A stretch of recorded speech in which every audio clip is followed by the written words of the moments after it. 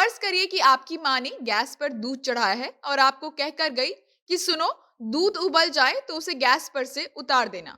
दूध को उबल कर गिरने मत देना। लेकिन आप फोन पर व्यस्त हैं और थोड़े से के लिए दूध उबल कर गिर गया और किचन की गैस स्टोव हो गई गंदी। अब इसके बाद क्या हश्र आपकी माँ आपका करेंगी, वो तो बताने की जरूरत हमें है नहीं, आप खुद ही समझ गए होंगे। एक तो दूध बर्बाद हुआ, दूसरा कुकटॉप गंदा हुआ, साथ ही कई जगह दूध का गिरना तो अशुभ भी माना जाता है। ऐसे में भगवान बचाए आपको।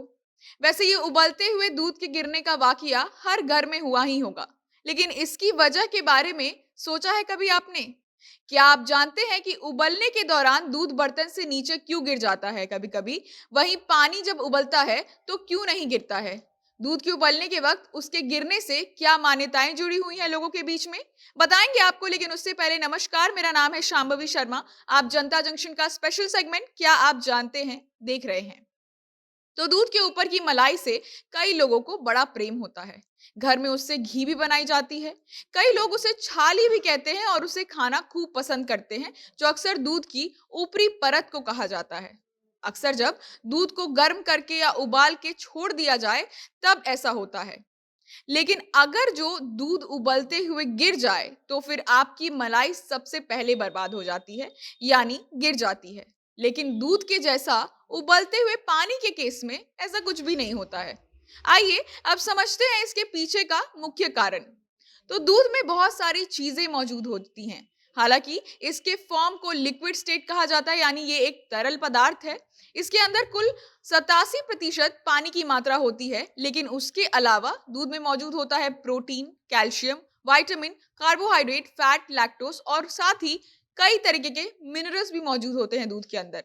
तो जब हम दूध बर्तन में गैस पर उबालने के लिए रखते हैं तो इसमें मौजूद मिनरल्स एक परत में तब्दील हो जाते हैं, क्योंकि वो वजन में हल्के होते हैं। तो जब हम दूध बर्तन में गैस पर उबलने के लिए रखते हैं तो इसमें मौजूद मिनरल्स एक परत में तब्दील हो जाते हैं, क्योंकि वो वजन में हल्के होते हैं। यानी दूध की छाली की परत इन्हीं मिनरल से बनती है। अब नीचे के हिस्से में जो पानी बचा होता है वो भाप के रूप में बदलने लगता है, और चूंकि ऊपर की परत मिनरल्स की होती है तो वो नीचे की परत के भाप को ढक लेती है।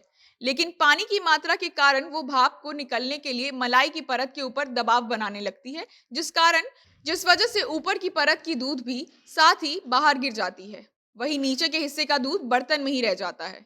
इसीलिए कहा जाता है कि उबलते हुए दूध को चलाते रहना चाहिए किसी भी बर्तन या कलछी से, ताकि भाप को निकलने की जगह मिले और उबलता हुआ दूध नीचे ना गिरे। और मलाई भी उस केस में नहीं बनती है जब तक कि आप दूध को उतार कर ठंडा ना कर लें। ठीक ऐसा ही होता है चाय के साथ या अन्य किसी भी तरल खाने पीने की चीज के साथ। आप ऐसा सूप के केस में भी देख सकते हैं। लेकिन वही पानी अगर बर्तन में उबल रहा हो तो वो कभी भी पतीले में ही रहता है और पतीले से नहीं निकलता है, क्योंकि पानी के अंदर इतने अन्य पदार्थ की मौजूदगी नहीं होती है। उसके अंदर मिनरल्स और भी कई तरीके के फैटी चीज नहीं होती हैं, जिस कारण भाप आसानी से निकलते रहता है और पानी बर्तन में ही उबलते रहता है, गिरता नहीं है।